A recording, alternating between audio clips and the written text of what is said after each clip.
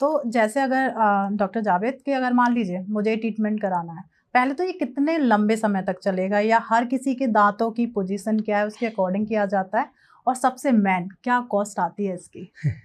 देखिए, जो time duration है ना वो डिपेंड करता है कि सीवियरिटी कितनी है। किसी का ट्रीटमेंट 6 to 8 मंथ में भी हो जाता है और ये किसी का 1.5 साल भी लग जाता है, किसी का 2 से 2.5 साल भी लग जाता है। वो डिपेंड करता है सीवियरिटी। क्लास 2 डीप 2 है, यानी कि दांत बाहर भी हैं और जबड़ा अंदर भी है, या कुछ लोगों को लगता है सिर्फ दांत थोड़े से बाहर है, लेकिन उनको नहीं पता कि पीछे की फंक्शन जो है, दाढ़ों का जो फंक्शन है वो बिल्कुल अनइवन है। क्रॉस आर्च है, ये जबड़ा अंदर है, जो बाहर होना चाहिए वो अंदर हो गया, जो अंदर है वो बाहर हो गया। तो वो पहले करेक्शन जो होता है ना ट्रीटमेंट के अंदर, वो सारा फंक्शन करना पड़ता है। सबसे पहले ट्रीटमेंट में जो करेक्शन होगा वो फंक्शन होगा, बाद में एस्थेटिक होगा। लोगों को लगता है कि जैसे हमने ब्रेसेस लगाए कि दांत तो अंदर जा ही नहीं रहे, लेकिन पहले 6 to 8 मंथ दांतों को अंदर किया ही नहीं जाता। हम सिर्फ अलाइनमेंट करते हैं। पीछे की दांतों को फंक्शन वापस लेके आना है, आगे के दांतों को लेके आना है। जो दांत अंदर है उनको भी बाहर लेके आना पड़ जाता है कई बार, जो ऊपर है उनको नीचे लेके आना पड़ रहा है, नीचे वालों को ऊपर लेके जाना पड़ रहा है। सबसे पहले एक लेवल होगा, जब लेवल वो कंप्लीट हो जाएगा फिर ये लेवल हम निकल टाइटेनियम वायर से करते हैं, क्योंकि निकल टाइटेनियम का फंक्शन है कि वो अपनी जगह पर लेकर के जाता है। अगर हमने ब्रेसेस सही पोजीशन पर लगा दिया, उसके बाद वो वायर अपने उसको अलाइन करेगा। जब अलाइन हो जाएंगे तब एसएस वायर पे हम उनको पीछे लेके जाते हैं। एसएस का फंक्शन होता है कि वो सिर्फ स्टेबिलिटी रखेगा, ऊपर नीचे नहीं होगा। आपने जिस अलाइनमेंट पर दांतों को रोक दिया है, फिर उसी अलाइनमेंट पर अंदर होंगे। किसी वजह से आपका अलाइनमेंट ठीक नहीं था और दांत अंदर करना चाह रहा तो पॉसिबल ही नहीं है। फिर तो कोई फायदा नहीं हुआ ना, कि अगर दांत आपके टेढ़े मेढ़े सिर्फ अंदर हो गए। दांतों के अंदर अलाइनमेंट और फंक्शन दोनों ही इंपॉर्टेंट है। फर्स्ट फंक्शन ज्यादा इंपॉर्टेंट है।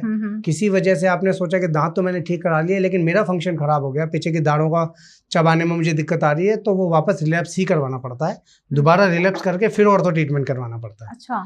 इसलिए टाइम ड्यूरेशन जो है वो डिपेंड करता है। वो पेशेंट को ऐसे देख करके नहीं पता चल पाएगा कि इसमें 6 महीने लगेंगे या 1.5 से 2 साल लगेगा। वो ओरली भी देखना पड़ेगा।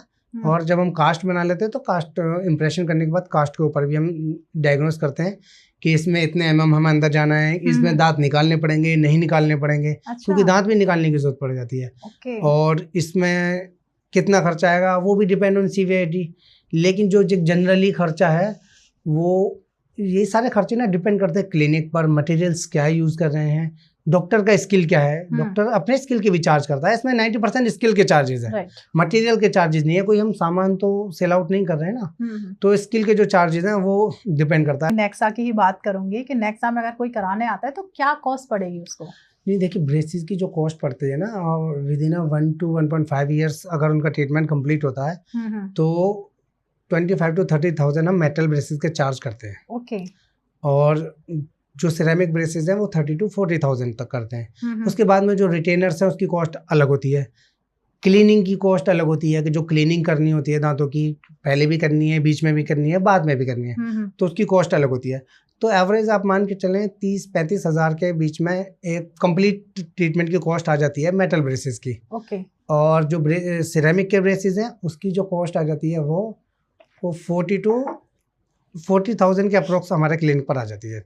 विद रिटेनर कंप्लीट ट्रीटमेंट और क्लीनिंग सब कुछ इसी में इंक्लूडेड है ऑलमोस्ट। और किसी का अगर लॉन्ग ड्यूरेशन चल रहा है 2.5 ईयर्स तो थोड़ा सा ही चार्जेस बढ़ता है, बहुत ज़्यादा डिफरेंस जाता है, 3-4-5 हज़ार रुपये मैक्सिमम, इतना डिफरेंस आता है।